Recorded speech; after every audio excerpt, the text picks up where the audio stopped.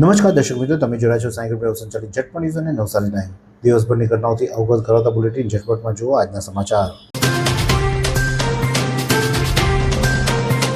7મી તારીખે રેલ આવી, રેલ ગયાને આજે 2 દિવસ થઈ ગયા, તેમ છતાં પણ સાંપ ગયો અને લીસોટો રહી ગયો। એ જ મુજબ આજે પણ વિજલપુરની અંદર ગ્રીન પાર્ક સોસાયટીમાં જે સ્વામી વિવેકાનંદ પ્રાથમિક શાળા આવી છે ત્યાં પાણીનો જળભરાવ હજુ પણ છે। ત્યાંના કર્મચારીઓ જે ખરા એ પાણીનો નિકાલ કરવાની અંદર જોતરાઈ ચૂક્યા છે, પણ મૂળ કહેવાનો ભાવાત કે 7મી તારીખે આવેલી રેલના પાણી હજુ સુધી એના અવશેષો છોડી ગયા છે અને જેના કારણે લઈ ભૂલકાઓને ભણવામાં મુસીબતનો સામનો કરવો પડી રહ્યો છે।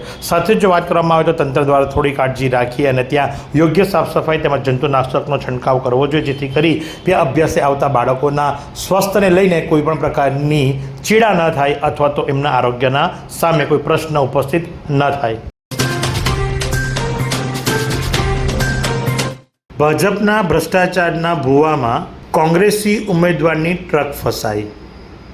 જી હા, નવસારીના દસરા ટેકરી વિસ્તારમાં સરકારી અનાજનું ગોડાઉન આવ્યું છે, ત્યાં પૂર્વ ભાજપીય કર્મનિષ્ઠ પણ હાલના કોંગ્રેસી ઉમેદવારની ટ્રક જે ખરી એ ભાજપના ભૂવામાં ફસાઈ જવા પામી।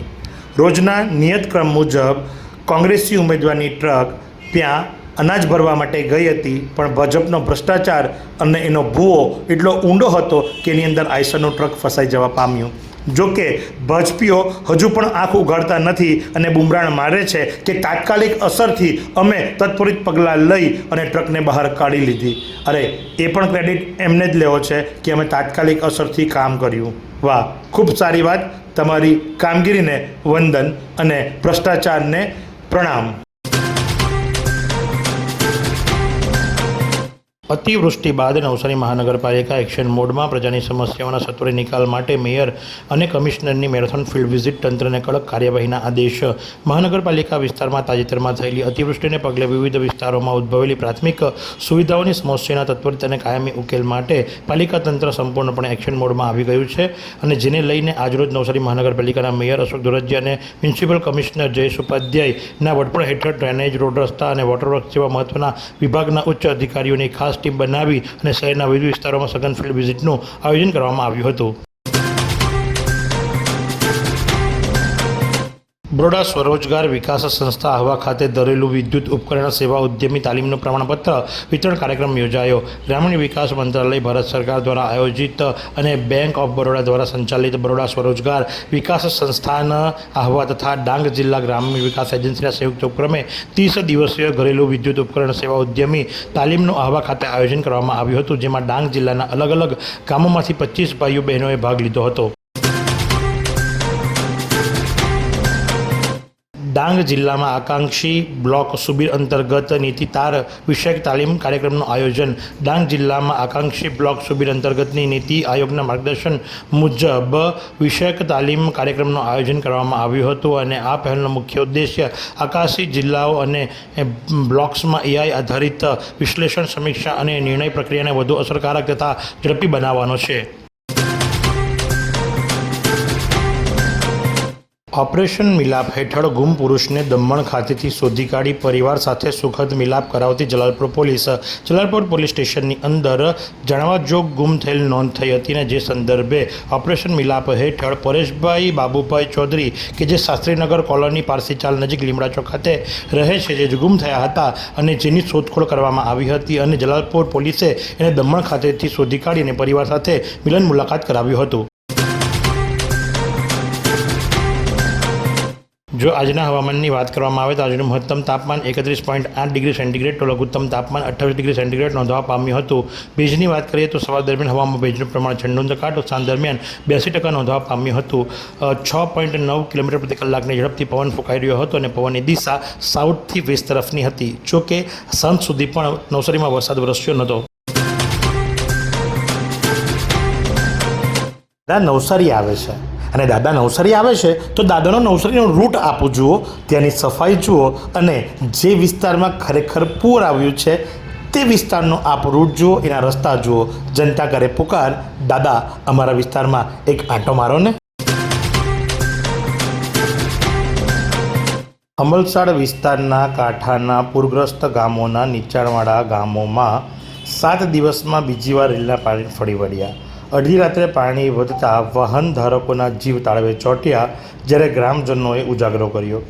ચાલુ ચોમાસું લંબાતા જૂન માસની કાળઝાળ ગરમી બાદ જુલાઈ માસની શરૂઆત સાથે જ ચોમાસાની શરૂઆત થઈ છે અને એમ કહી શકાય કે ચોમાસાની શરૂઆત બાદના 7 દિવસમાં અમલસાડના કાંઠાના પૂર અસરગ્રસ્ત ગામોના નીચાણવાળા ભાગોમાં 2 વાર રેલના પાણી ફરી વળતા ભાઠા ગામનું ગુલફળિયું સંપર્ક વિહોણું બન્યું હતું. નવસારીજનો કંઈક નવા માટે તૈયાર છો? કારણ કે મનોરંજન મંચ નવસારી ખાતે પ્રથમવાર લઈને આવી રહ્યું છે ધ જોગી સૂફી જેમ નાઇટ. જી હા, જોગીની સૂફી જેમ નાઇટ નવસારી ખાતે પ્રથમ વખત, અને એ પણ નવસારીના ટાઉન હોલ ખાતે. એક અલગ અનુભવ અને એક અલગ એક્સપિરિયન્સ કરવા માટે ચોક્કસથી પધારો. 14મી તારીખે મંગળવારના રોજ ટાઉન હોલ ખાતે રાત્રે 9 કલાકે. અને જોગી શું જણાવી રહ્યા છે સાંભળો જોગીના અવાજમાં જ.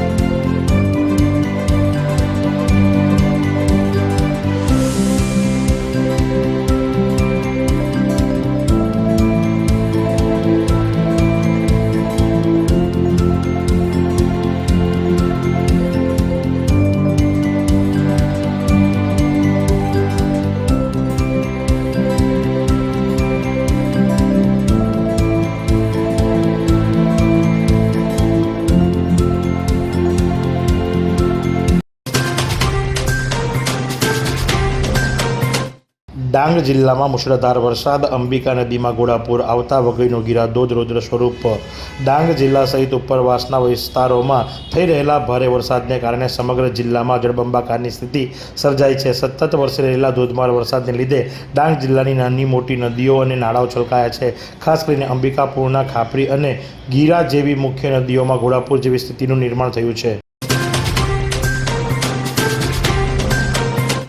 નવસારી મહાનગરપાલિકા દ્વારા એક જાહેર સૂચના બહાર પાડવામાં આવી છે, જે અંતર્ગત નવસારીના મુખ્ય માર્ગો ઉપર પશુઓ છોડવા કે ચરાવવા પર પ્રતિબંધ મૂકવામાં આવ્યો છે અને નિયમ ભંગ કરનાર સામે કડક કાર્યવાહી કરવામાં આવશે. નવસારી શહેરમાં વધતા ટ્રાફિકના દબાણ ઘટાડવા માટે, માર્ગ સલામતી સુનિશ્ચિત કરવા માટે અને જાહેર સુવિધાઓની જાળવણી માટે નવસારી મહાનગરપાલિકા દ્વારા એક અગત્યનું જાહેરનામું બહાર પાડવામાં આવ્યું છે. અને આ અંતર્ગત શહેરના મુખ્ય માર્ગો, વ્યસ્ત રસ્તાઓ અને હાઈવે ઉપર પશુઓ ચરાવવા અથવા તો બિનજવાબદારીપૂર્વક ખુલ્લા છોડી દેવા પર પૂર્ણ પ્રતિબંધ મૂકવામાં આવ્યો છે. મહાનગરપાલિકા તંત્ર દ્વારા તમામ પશુઓને કડક અપીલ કરવામાં આવી છે. પશુપાલકોને અપીલ કરવામાં આવી છે કે તેઓ દ્વારા પશુઓને જાહેર માર્ગ પર છોડવામાં ન આવે, અને જો આમ કરવામાં આવશે તો એમની ઉપર કાયદેસરની કાર્યવાહી હાથ ધરવામાં આવશે.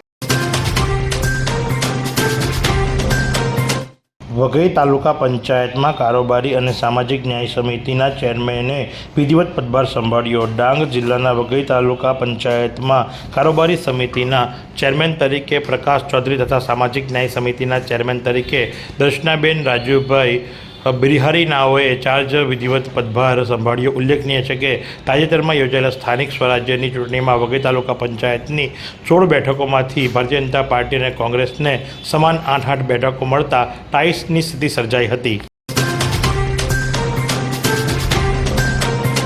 સતીમાળ પ્રાથમિક શાળાની કમ્પાઉન્ડ વોલ ધરાશયી, બાંધકામમાં ગેરરીતિની આશંકા.